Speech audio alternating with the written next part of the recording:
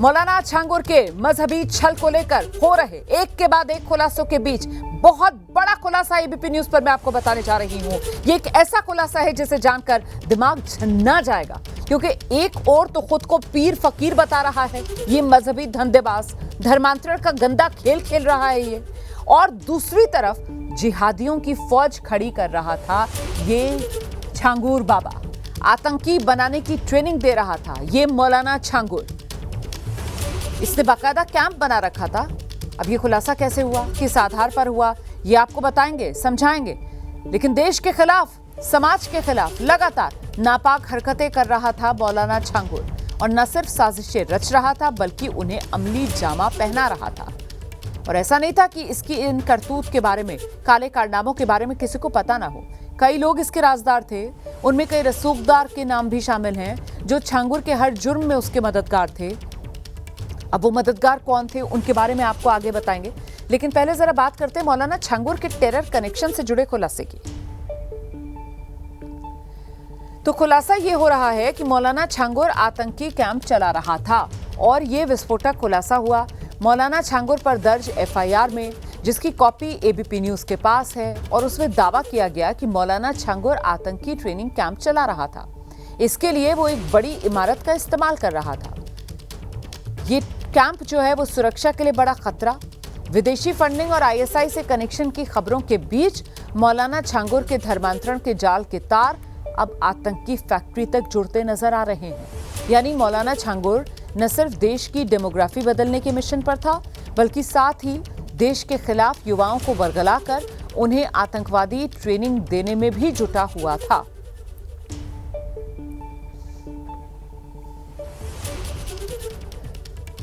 तो यही वजह है जो ये कहा जा रहा है कि छांगुर अकेला नहीं, बहुत बड़ा खेला है यहाँ, और देश विरोधी, समाज विरोधी इस खेल में छांगुर के कई मददगार हैं जिनका समाज में दबदबा है। उनके पद और हैसियत की बदौलत ही ये छांगुर इतना बढ़ पाया।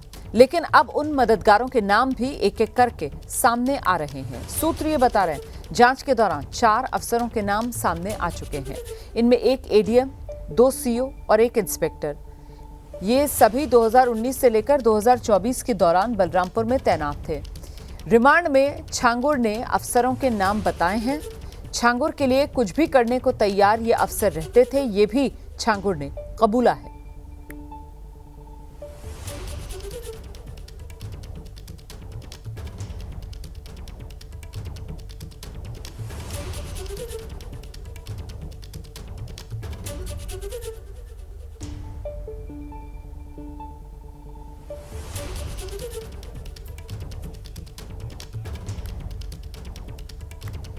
सीधे आपको लेकर चलेंगे, हमारे साथ हमारे सहयोगी नीतीश इस वक्त मौजूद हैं, और जरा नीतीश पांडे से ही समझते हैं कि आखिरकार एटीएस की रिमांड में ये छांगुर किस तरीके के राज उगल रहा है। और वो जो लगातार बात कही जा रही थी ना नीतीश की, भाई इतने साल से इसने इतना बड़ा काला साम्राज्य खड़ा कर लिया, तो किस बूते पर? अब तो नाम भी सामने आ रहे हैं नीतीश। जी रोमा, नाम जिस तरह से सूत्रों के हवाले से जो हमें जानकारी मिली है उसके अनुसार कई पुलिस वालों के भी नाम सामने आए हैं, और इसके अलावा अगर बात करें तो समाज के कई रसूखदारों के भी नाम सामने आए। लेकिन जो सबसे बड़ी चीज़ सामने आई है वो एफआईआर में जिक्र, उस लाइन का मैं जिक्र करना चाहूँगा जो एक बड़ी इमारत के तौर पर आतंकी गतिविधियों को अंजाम देने और आतंकी ट्रेनिंग कैंप चलाने के तौर पर सामने आ रहा था। अब सवाल ये उठता है कि जब आतंकी टेरर कैंप को कहीं ना कहीं बढ़ावा देने का काम इस इमारत के जरिए किया जा रहा था, तो उस वक्त वहां पर मौजूदा अफसर क्या कर रहे थे? क्या बाबा उनको भी फंडिंग करता था? इसके अलावा अगर बात करें तो विदेशी फंडिंग के जरिए इन जिन लाइनों का मैं जिक्र कर रहा हूँ, एफआईआर की कॉपी में इन लाइनों का जिक्र है। जो विदेशी फंडिंग है, उस फंडिंग के माध्यम से महंगी गाड़ियाँ और इसके अलावा एक बंगला भी खरीदा था इसने, और इन सब का उपयोग सिर्फ और सिर्फ धर्मांतरण को अंजाम देने के लिए जो लोग हैं, जो समाज में कहीं ना कहीं गरीबी रेखा से नीचे लोग हैं, उनको मतांतरण करने के लिए, और इसके अलावा अगर बात करें तो अपने रसूख का प्रयोग करने के लिए। यानी अगर बाबा की निगाह में जो व्यक्ति आ गया और बाबा उसका मतांतरण कराना चाहता है तो हर कीमत पर उसका मतांतरण कराकर ही दम लेता था। और ऐसी भी स्थिति जो सूत्रों के हवाले से जानकारी सामने आई है कि उत्पन्न कर देता था ऐसी स्थिति कि आप किसी भी कीमत पर उसकी बात को टाल नहीं सकते। पहले अपने गुर्गों से कहीं ना कहीं मोटिवेट करवाता था, फिर उसके बाद दबाव बनवाता था, और नहीं अगर दबाव में आ पाए तो अफसरों के द्वारा आप पर मुकदमे को दर्ज करने की धमकी दी जाती थी। तो पूरा का पूरा रैकेट चला रहा था ये बाबा। और सवाल फिर भी वही है कि आखिर इस रैकेट के चलते समय जो मौजूदा अफसर थे वो क्या कर रहे थे। रोमाना, बिल्कुल, ये महत्वपूर्ण सवाल है और इसी का जवाब तलाशना है एटीएस को, जैसे जैसे वो अपनी आगे जांच बढ़ाएगी। बहुत धन्यवाद आपका नीतीश, फिलहाल इस तमाम जानकारी के लिए। हम आगे बढ़ते हैं। उत्तर प्रदेश का ये मौलाना छांगुर, इसको लेकर एसटीएफ कोर्ट में पेश आज होगी। इस बीच छांगुर का गाजियाबाद कनेक्शन भी अब सामने आया है, वो देखिए। मौलाना छांगुर पर शिकंजा कसने के साथ ही उसके धर्मांतरण नेटवर्क के पीड़ित भी सामने आ रहे हैं। 2019 में गाजियाबाद से गायब हुई एक लड़की की बहन ने सनसनीखेज खुलासा किया है। पीड़ित की बहन का दावा है कि बदर अख्तर नाम के शख्स ने उसकी बहन को गायब कर दिया, जो छांगुर के नेटवर्क का हिस्सा था। मेरी बहन ट्रैवल एंड टूरिज्म का कोर्स कर रही थी, तो वहीं पे इसकी मुलाकात बदर अख्तर सिद्दीकी से हुई थी। धीरे धीरे उसने इसका इस तरह से ब्रेन वॉश करा कि इसको घर वालों से चिड़चिड़ाहट, बात ना करना, मतलब ऐसे अलग थलग सी रहने लगी थी। तो उसने बताया कि मेरी एक बार तबीयत खराब हो गई थी और बदर मेरे लिए पीर बाबा के चावल लेके आया था पढ़वा के, और एक बोतल में पानी लेके आया था, जिससे मेरी तबीयत सही हो गई थी। जो छांगुर इसके बाबा हैं, पीर बाबा हैं, वो इसका इलाज कर देंगे और इससे तू ठीक हो जाएगी। बस वो यही बोलती थी कि उसका पीर बाबा करती रहती थी। जब मैंने अब नाम सुना, गोपाल राय जी ने जो इंटरव्यू दिया था न्यूज़ चैनल पे, तो तब मैंने उनका नाम सुना। तब मुझे उसने पीड़िता ने फोटो दिखाई थी बदर अख्तर सिद्दीकी की। तब मैंने देख के पहचाना ये तो वही आदमी है। तब हमने फिर दोबारा हमारी थोड़ी उम्मीद जगी कि हो सकता है अब शायद हमारी बहन वापस आ जाए। महिला का आरोप है कि 2019 में उसकी बहन बदर के संपर्क में आई थी। घर वालों के खिलाफ बदर ने पीड़ित को भड़काया था। बदर से संपर्क में आने के बाद बहन ने पूजा पाठ छोड़ दी थी। तो आपको लगता है कि धर्म परिवर्तन हो गया था आपकी बहन का?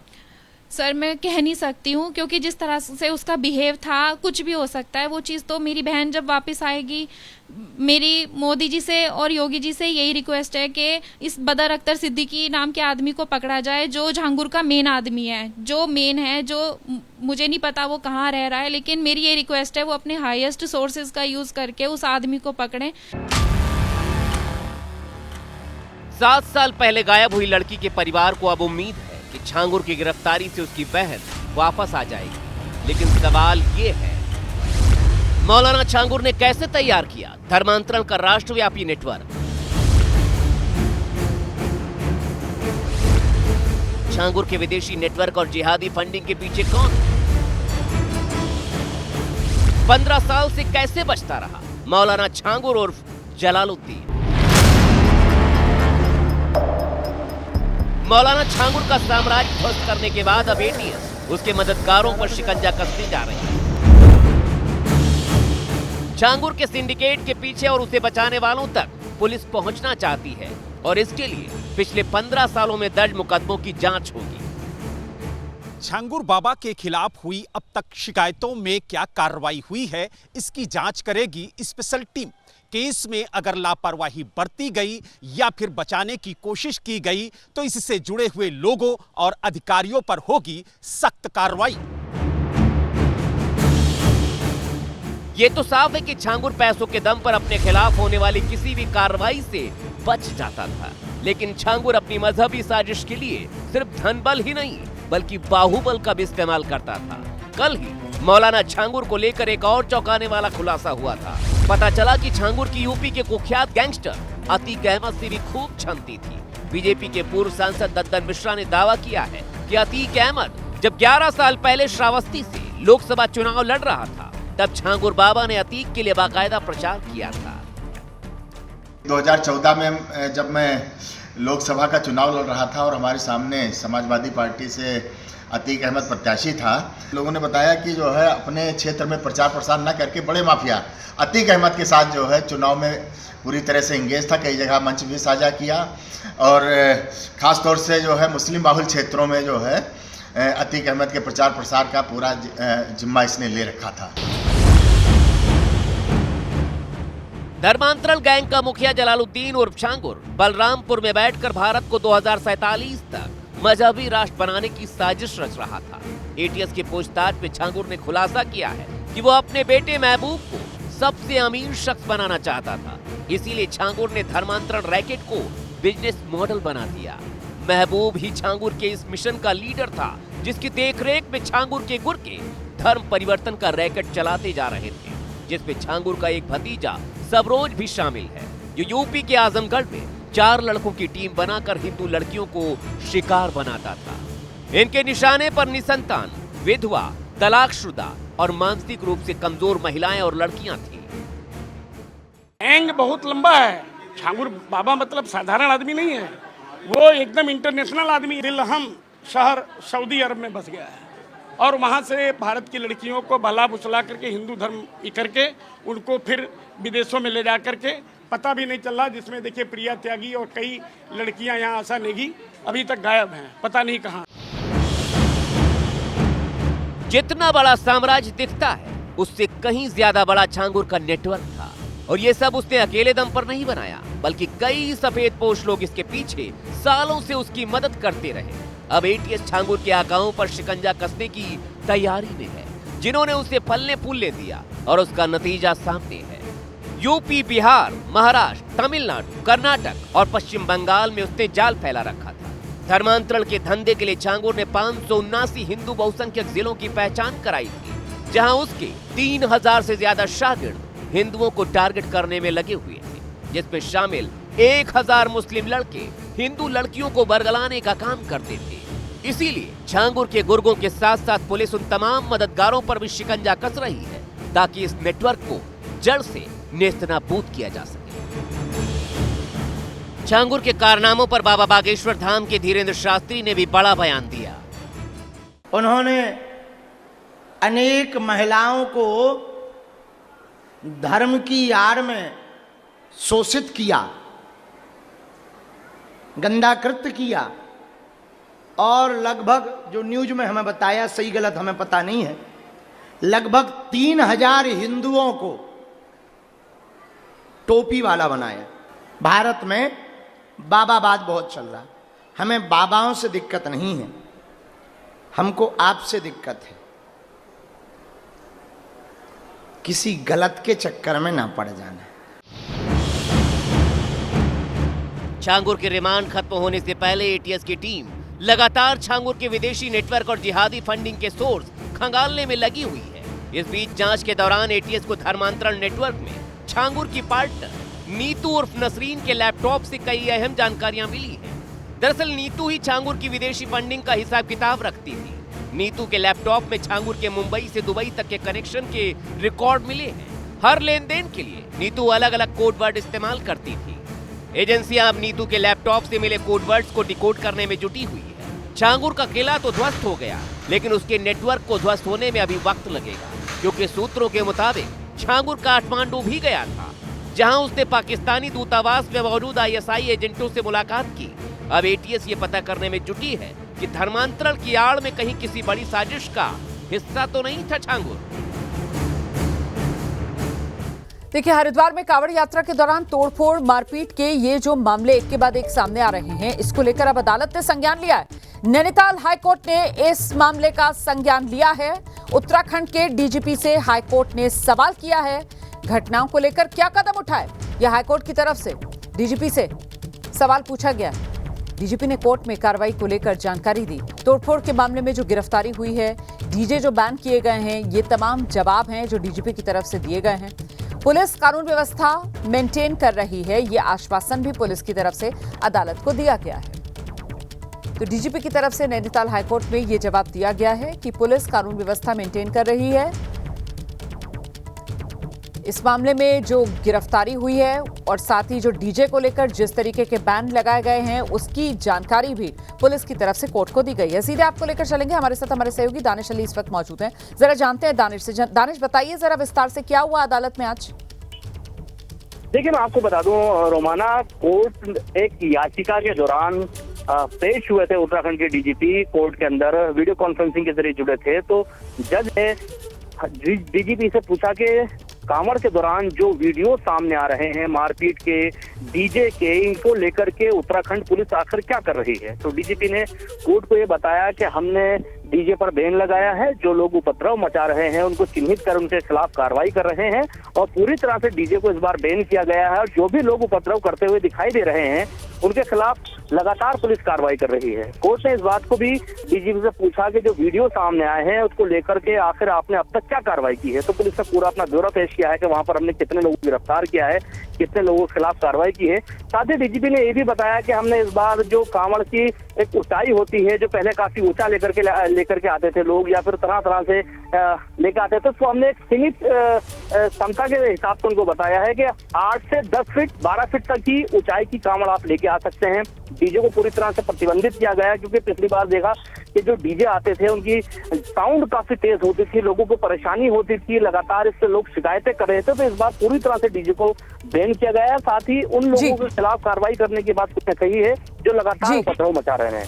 जी बहुत शुक्रिया आपका इस तमाम जानकारी के लिए। हम आगे बढ़ रहे हैं। देखिए, जब से सावन के महीने की शुरुआत हुई है तब से करीब करीब हर दिन कावड़ पथ पर उत्तराखंड से लेकर उत्तर प्रदेश तक कावड़ियों के क्रोध की, उनके हंगामे की तस्वीरें सामने आ रही हैं और इसी के बाद तो ये सवाल उठ रहा है कि आखिर इस क्रोध पर काबू कब होगा। ये ताजा मामला जो आया है उत्तर प्रदेश के मेरठ से सामने आया है। कावड़िए को एक कार सवार साइड से टक्कर मारकर फरार हो गया। अब कार की टक्कर के बाद कावड़ खंडित हो गई थी। ऐसे में कावड़ियों का पारा चढ़ गया। कावड़ियों के क्रोध को देखकर पुलिस वालों के तो हाथ पांव फूल गए। सिपाही से लेकर अफसर तक सब कावड़ खंडित होने से गुस्साए कावड़ियों को शांत करने में जुट गए। शांत करने की कोशिश की जा रही थी लेकिन कावड़ियों का क्रोध 7वें आसमान पर चढ़ता जा रहा था। बीच सड़क पर यह हंगामा हो रहा था। सड़क पर बांस बल्लियां फेंक कर रास्ता बंद कर दिया कावड़ियों ने। नेक्स्ट क्वांटम शिफ्ट टेक्नोलॉजीज एक भारतीय डीप टेक सॉफ्टवेयर कंपनी है जिसकी स्थापना माधव शेठ ने की है। कंपनी का उद्देश्य है कि भारत में एक ऐसा डिजिटल इकोसिस्टम तैयार करना जो पूरी तरह से भारतीय कानूनों के अनुसार सुरक्षित, पारदर्शी और आत्मनिर्भर हो। कंपनी का मिशन और विजन क्या है ये बता रहे हैं नेक्स्ट क्वांटम शिफ्ट टेक्नोलॉजीज के फाउंडर और CEO Madhav Sheth.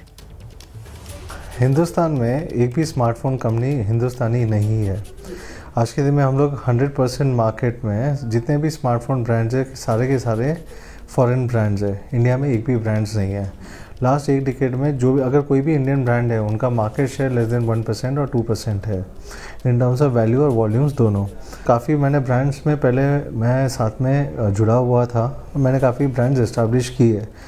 I think मुझे नीड लगती है कि एक सॉफ्टवेयर कंपनी बनाने की जहाँ से हम लोग एक हार्डवेयर को एक्सपोर्ट्स करने के लिए हम लोग ज़्यादा इजीली इंडिया से कर सकते हैं और इंडिया का मार्केट भी कैप्चर कर सकते हैं। सबसे बड़ी बात तो मुझे किसी को रॉयल्टी देनी नहीं पड़ती है।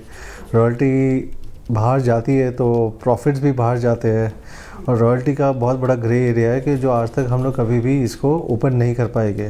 सो एटलीस्ट इंडियन ब्रांड्स के अंदर मुझे ये तो कॉन्फिडेंस है कि I do not have to pay any royalties. मुझे रॉयल्टीज़ किसी को देने की ज़रूरत नहीं है और वो बेनिफिट्स मैं कंज्यूमर को पास ऑन कर सकता हूँ। आज अगर मैं नोवा और पल्स 5G फ़ोन्स ये अंडर 5000 में लॉन्च कर पा रहा हूँ with the best of the quality, best of the camera, 50 megapixel camera, 5000 million power battery, full on features के साथ में, तो आई थिंक ये इंडिया को डेमोक्रेटाइज करने के लिए एक सबसे बड़ा महत्वपूर्ण स्टेप है।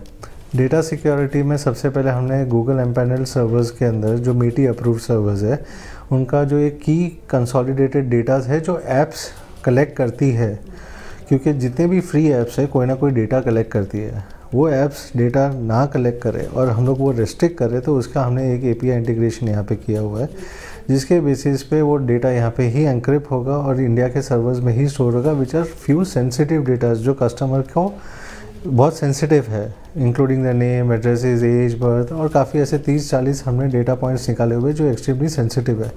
वो डेटा को हम एनक्रिप्ट करके इंडिया में रखेंगे, किसी ऐप को भी एक्सेस करने के लिए हम लोग अलाउ नहीं करेंगे। वैसे कंपोनेंट इकोसिस्टम गवर्नमेंट ने आज PLI 2.0 के अंदर कंपोनेंट इकोसिस्टम इंडिया में बनाने का ऑलरेडी यहाँ पे इनिशिएशन ले चुकी हुई है। सो येस, कंपोनेंट इकोसिस्टम बनने के लिए यहाँ पे अभी थोड़ा टाइम लगेगा, but I think we are the right part to make this component ecosystem India के अंदर ही अगले 4 से 5 साल के अंदर। देखिए, यूज़र्स के लिए सबसे इम्पॉर्टेंट है कि ट्रांसपेरेंसी रखना, पहले ट्रस्ट बनाना और ट्रांसपेरेंसी रखना।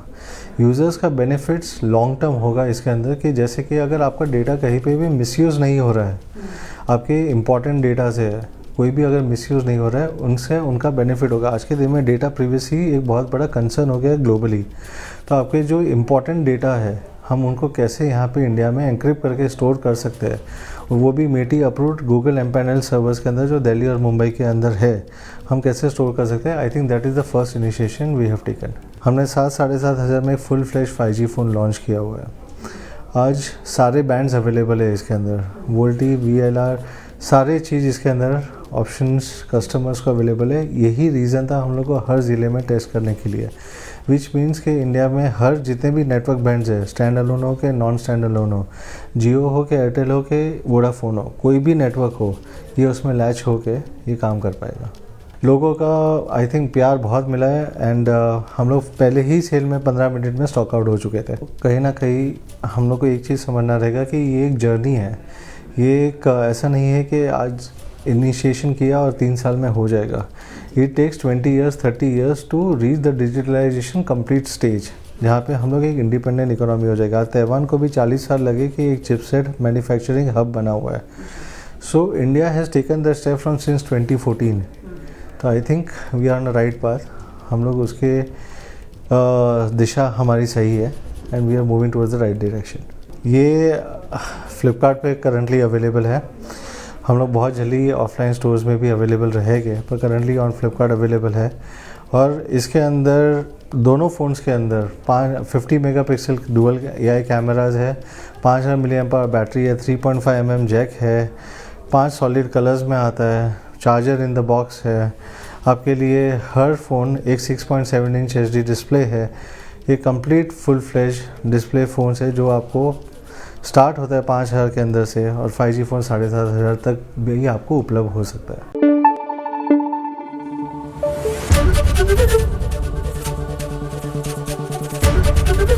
ABP न्यूज़ आपको रखे आगे।